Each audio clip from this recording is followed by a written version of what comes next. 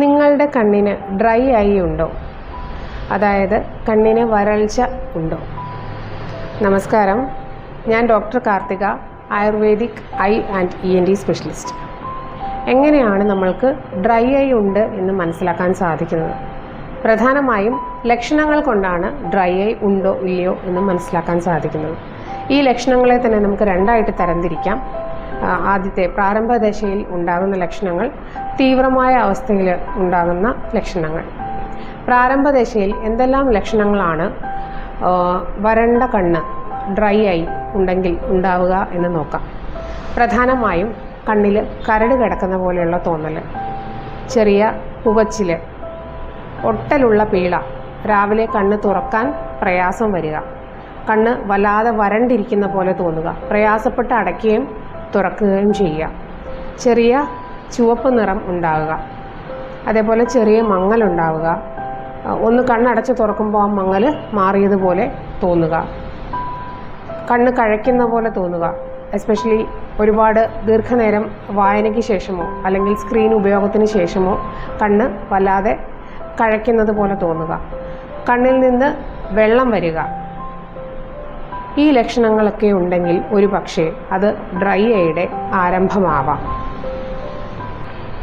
കണ്ണ് കൂടെ തണുത്ത വെള്ളത്തിൽ കഴുകാൻ തോന്നുന്നതും ഇതിൻ്റെ ഒരു ലക്ഷണമാണ്. ഇനി ഈ ഡ്രൈ ഐ കുറച്ചുകൂടി തീവ്രമായ ഒരു അവസ്ഥയിലേക്ക് കടന്നാൽ എങ്ങനെയുണ്ടാകും? അതിൻ്റെ ലക്ഷണങ്ങൾ നമുക്ക് നോക്കാം. ഇപ്പോൾ ഈ പറഞ്ഞ ലക്ഷണങ്ങൾ തന്നെ വളരെ സിവിയർ ആയിട്ടുള്ളൊരു അവസ്ഥയിലായിരിക്കും രോഗിക്ക് അനുഭവപ്പെടുക. വളരെ തീവ്രമായിട്ടുള്ള പുകച്ചിൽ, കണ്ണിൽ എപ്പോഴും മണൽ വാരിയിട്ട പോലെയുള്ള തോന്നൽ, കണ്ണിൽ നിന്ന് ഒരുപാട് വെള്ളം ഒഴുകി വരിക, കാഴ്ചയ്ക്ക് മങ്ങലുണ്ടാവുക, അതേപോലെ കണ്ണ് വല്ലാതെ ചുവന്നിരിക്കുക, കണ്ണിലെ ഞരമ്പുകളൊക്കെ കുറച്ച് തെളിഞ്ഞ് കാണുക, കണ്ണിൻ്റെ ആ ഒരു ഷൈനിങ് നഷ്ടപ്പെട്ടു പോവുക. ഇതെല്ലാം ഈ കാഴ്ച, ഈ ഡ്രൈ ഐ സിവിയർ ആയാലുള്ള ലക്ഷണമാണ്. കണ്ണെപ്പോഴും കഴുകാൻ തോന്നും, എന്നാൽ കഴുകുമ്പോഴാകട്ടെ കണ്ണിനുള്ളിൽ നിന്ന് ഭയങ്കരമായ നീറ്റലുണ്ടാവുക.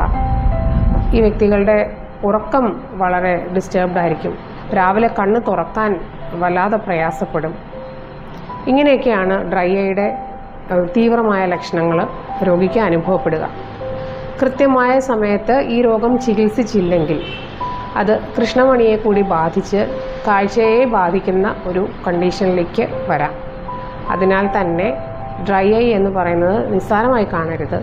തുടക്കത്തിൽ തന്നെ ഒരു ഒഫ്താൽമോളജിസ്റ്റിൻ്റെ അടുത്ത് ചെന്ന് ഈ ഡ്രൈ ഐക്കുള്ള പരിഹാരം തേടേണ്ടതാണ്. എപ്പോഴും സ്നിഗ്ധമായിരിക്കേണ്ട ഒരു അവയവമാണ് നേത്രം. ഡ്രൈ ഐ എന്നാൽ ഒരിക്കലും കണ്ണുനീരില്ല എന്നല്ല അർത്ഥം. കണ്ണിന് പുറമേയുള്ള 3 ലെയർ വരുന്ന ടിയർ ഫിലിം, കണ്ണുനീർ പാളി ഹെൽത്തി അല്ല, ആരോഗ്യകരമല്ല എന്നുള്ളതാണ് അതിൻ്റെ അർത്ഥം വരുന്നത്. അതിനാൽ ഡ്രൈ ഐ, കണ്ണിൻ്റെ വരൾച്ച തുടക്കത്തിലെ തന്നെ ചികിത്സിക്കേണ്ടത് അത്യാവശ്യമാണ്. Thank you.